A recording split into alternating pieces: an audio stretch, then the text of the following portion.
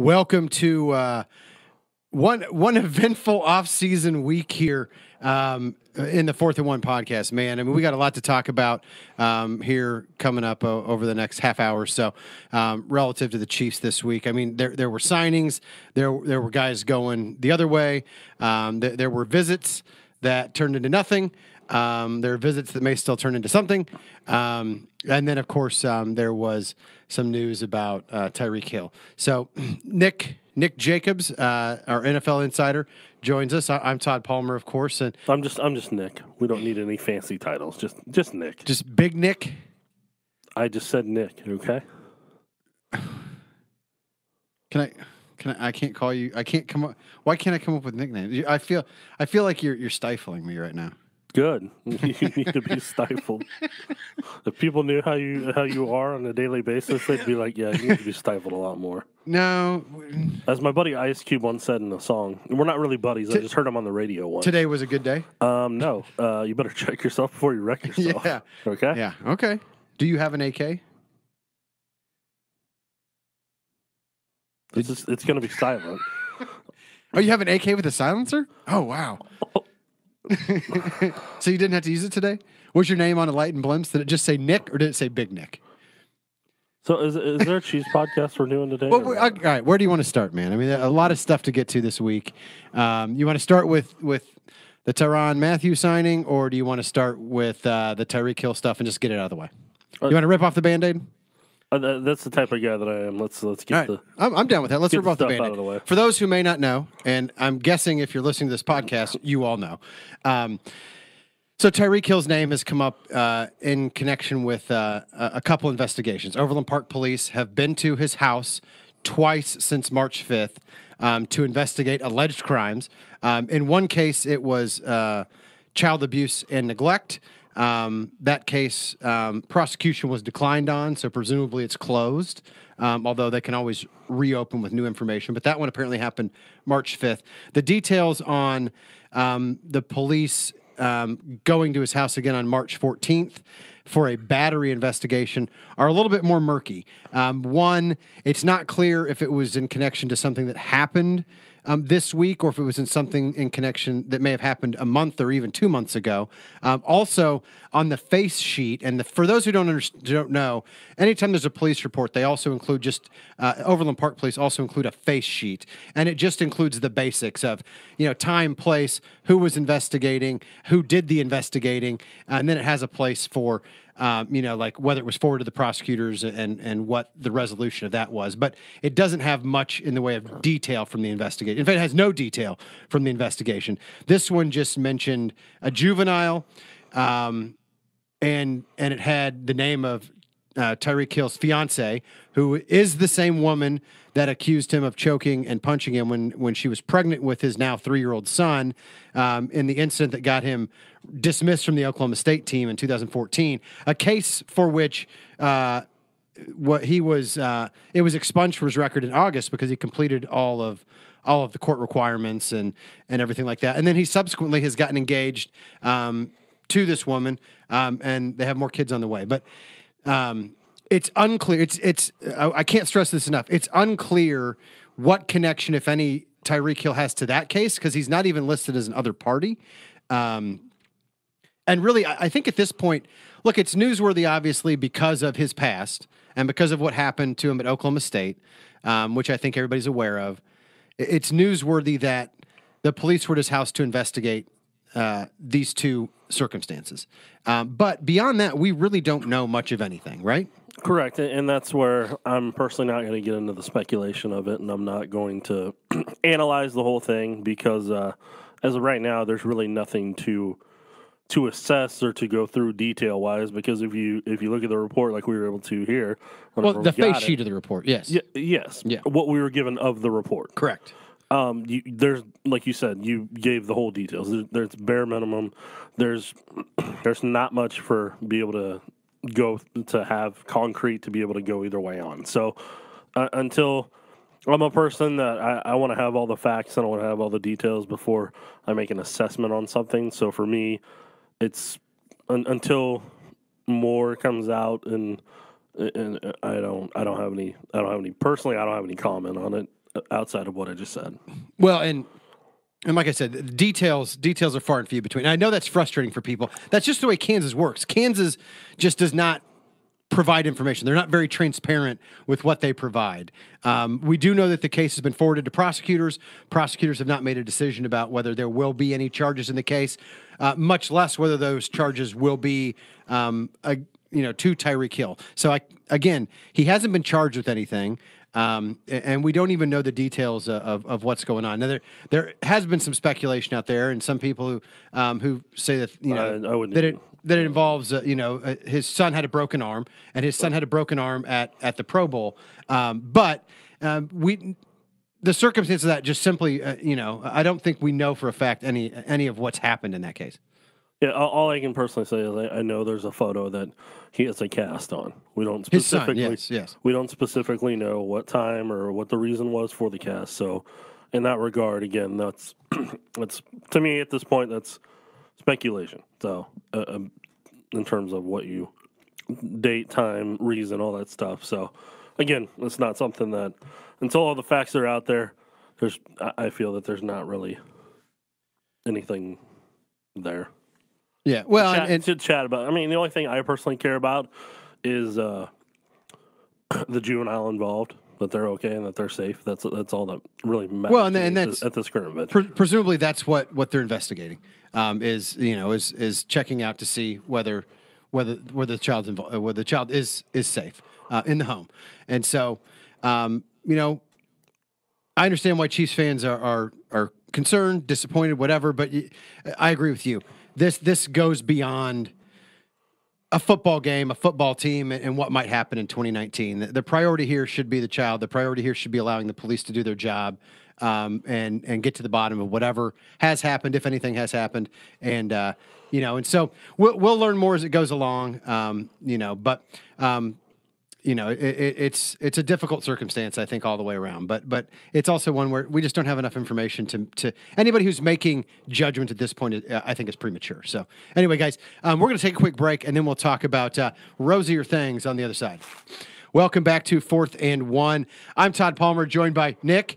Did I do it right that time? Perfect. Good job. Totally nailed it. So anyway, Nick. I know that Tyrann Mathieu wasn't high on your list necessarily of safeties that. Yeah, there's been a couple people on Twitter that reminded me of that too. But hey, that's who the Chiefs Chiefs went with. 3-year deal, $42 million. So how do you feel? I'm not upset about it at all. Whenever I looked at his tape, the two things that I was watching from the Texans season is they were using him.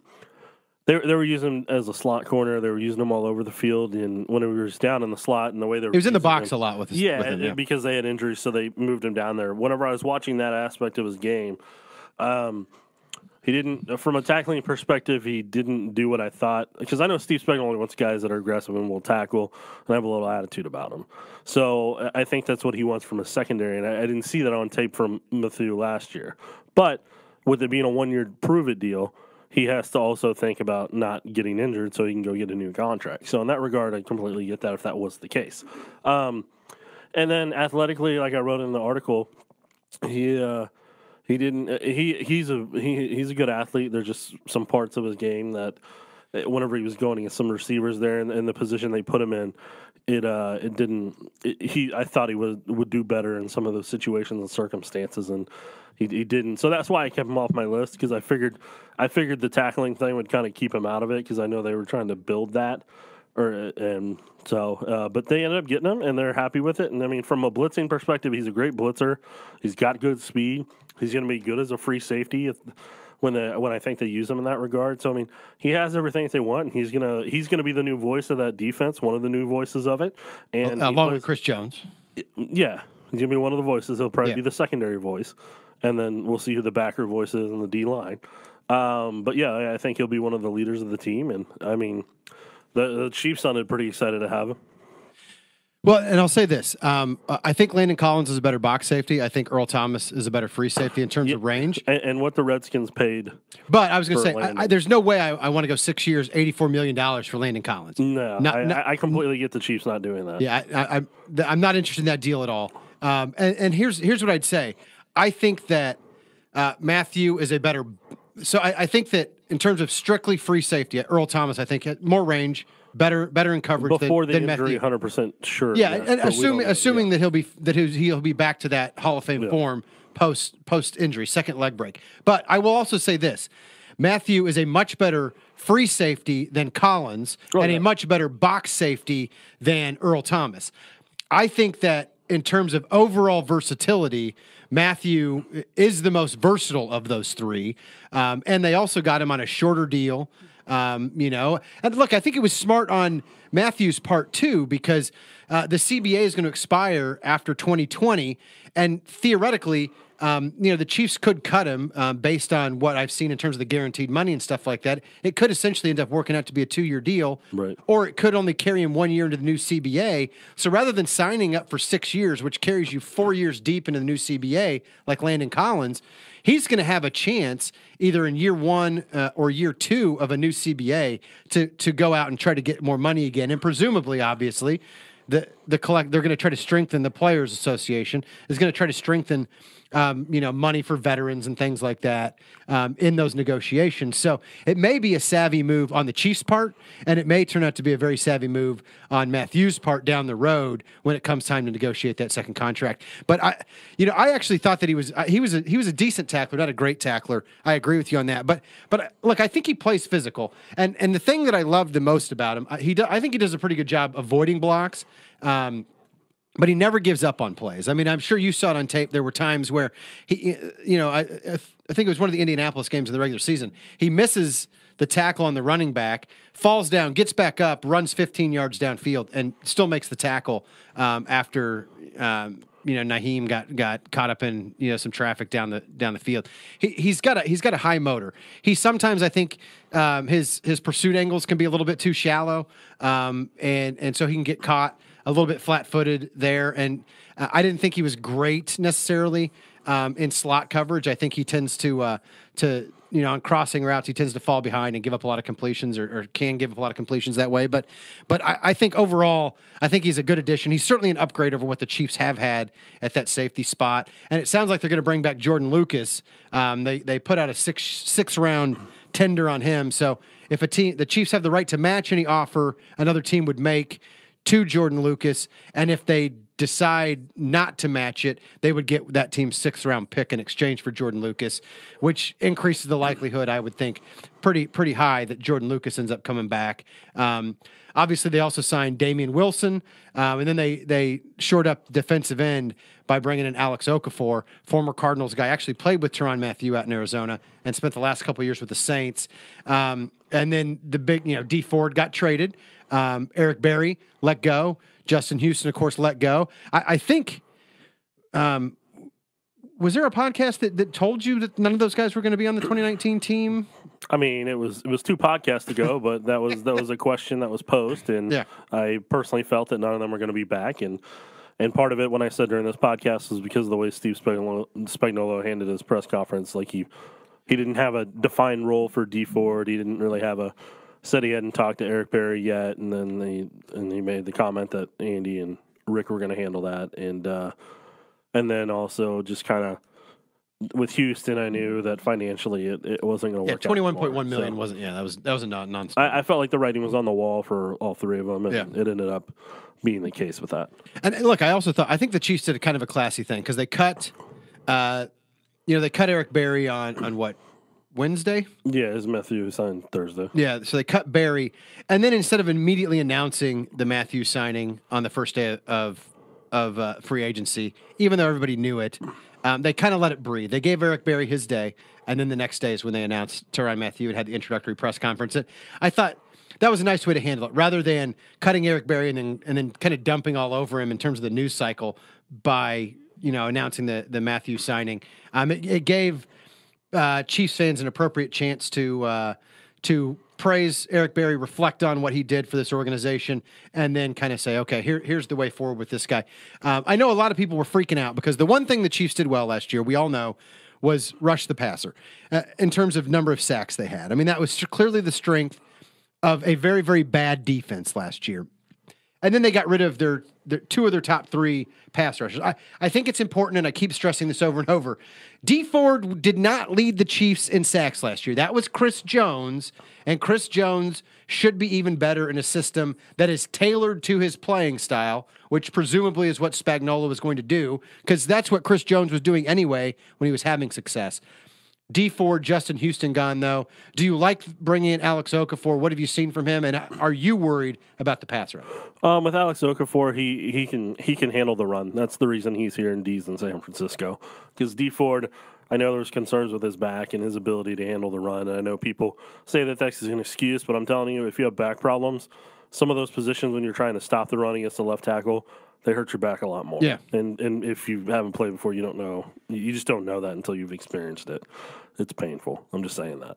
And he's also talking about adding more weight to his frame, and presumably a lot of that's upper body weight. And the more weight you add there, that also puts more strain on that back, right? Potentially, depending where you add it at. Yeah, it can. You have to do some good mornings to strengthen your back. Yeah. That's a workout, Todd. You do that in your workout? I tend to do. I can't do them anymore, but I tend to do. I can't remember what they call it. The one where you lay flat and then you just lift up your legs and your arms at the same time to do like a lower back strengthening exercise. Yeah, I don't do that. I use real weights.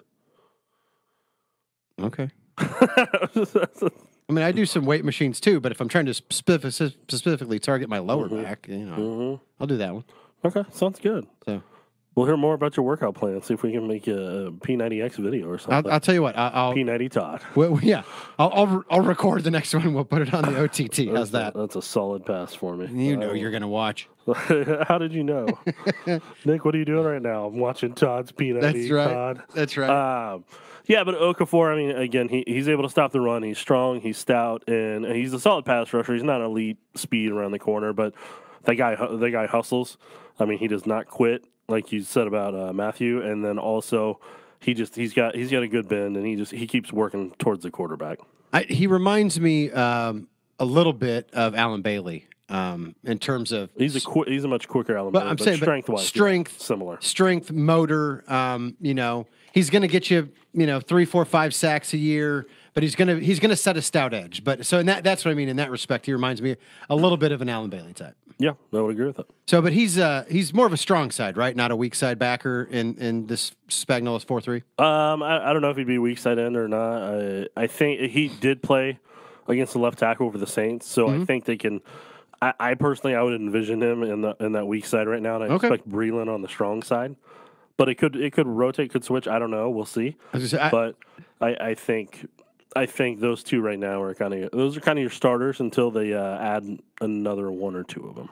And then Damian Wilson, another Cowboys linebacker. Are you optimistic this will work out better than the last time the Chiefs signed a Cowboys linebacker in free agency? Well, that Cowboys linebacker from the previous free agency, he will finally be in a system that fits Anthony more Hitchens, for those who fits more of a skill set. So we'll see how that works out. But yeah, with Damian Wilson, worst case, you're going to get a great special teams player, so Dave Tobe will love that. But best case, you're getting the Sam linebacker at a cheap rate that you want, and you're also potentially getting depth if you end up drafting another strong side linebacker in that regard. So, I mean, you have the chance to get all those things from him and maybe check those boxes, but you didn't have to spend a ton of money because the money you invested in Hitchens. You don't have to invest that in Ragland, Neiman, O'Daniel, or a ton in Wilson. So I think it's a smart play right now financially. Yeah. Overall thoughts on how this first week went? I know. Well, let's talk real quick about Ronald Darby too. He came in for a visit, ended up staying in Philadelphia on a 1-year prove-it deal. He's coming off an ACL, and you brought this up on Twitter. One of the things that, you or Therese brought it up on Twitter, Therese Paylor of Yahoo Sports, that the fact that he's still coming back from that ACL injury and the Chiefs are going to be installing a new defense means he probably wouldn't be available for some of the offseason. That might have given the Chiefs pause. That would have been Therese on that one. Yeah. I did not say that. It was Therese. I realized that after I said it. I'm sorry. But that's fine. We're both giving him credit because he's one of our favorites. But I do. I heart you, Therese. He's smiling in his car right now while he's driving, listening to it. Because he told me he listens to it. I don't know. He never said every week, but hi, Therese. He can't see you waving to him right now. Well, Todd. maybe he watched on the OTT. I don't know. Oh yeah, I forgot. We do have a camera in here. All right. Well, I'm glad I wore the appropriate clothing for the show. Thanks for keeping your pants on. Whoa, man, that's a hot mic. Anyways. Well, oh yeah, we were talking about Darby. Okay, see, man, you give me off on these tangents. Ron Darby, he used to play cornerback for the Buffalo Bills in addition to the Eagles. I don't know if you're aware. I've heard of that. Yeah, I think personally, this is just me, and this is speculation on my part. This is, I think they did a very thorough evaluation of his knee and his ACL and probably where it was at. And like Therese said and brought up a great point is that if he's going to be learning a new scheme, you really need him out there on the field this year. Yeah. So I think that's why he took the 1 year prove it. He already knows that scheme. He can shine, and then he can try to get back out there. Because next year's, if everything works out well together, next year's free agency market for corners, it's actually going to improve a great deal next year. So he may be able to hit that one. Well, and I still expect him to sign somebody, whether it's a Darqueze Dennard or somebody like that. There's some other interesting names out there, maybe at EJ Gaines, depending on how his medicals come back and stuff like that. Fort Osage, a Mizzou kid. I still think the Chiefs are going to have to address cornerback in the draft as well. Yeah. Look, the Chiefs roster is far from set still, and I think that goes beyond draft. The thing that'll be interesting to me, too, is because Eric Berry is a post June 1 cut, they're going to get about $8 million. They're going to get 9.5 back if I remember correctly. Well, but I don't know how much of that will actually come on June 2nd. So I think it's $9.55 million against the cap, right? That's the money they save. That'll come back to the cap on June 2nd. And so obviously some of that you'll need to sign your rookies if they aren't already signed. That takes care of your draft class for the most part. But it also, it may mean that there's a late edition because there also may be some actual June 1 cuts that come along. So I don't think that the roster is anywhere near set for the Chiefs, irrespective of the fact that obviously the draft hasn't happened yet. So I think there's going to be some more moves out there. I know.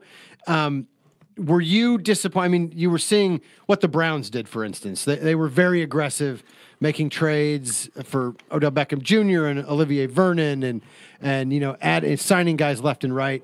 Were you disappointed the Chiefs weren't more like that, or do you like the Chiefs' kind of cautious approach? Especially, they've got some salary cap issues to deal with there. What John did in Cleveland is the same thing he did here.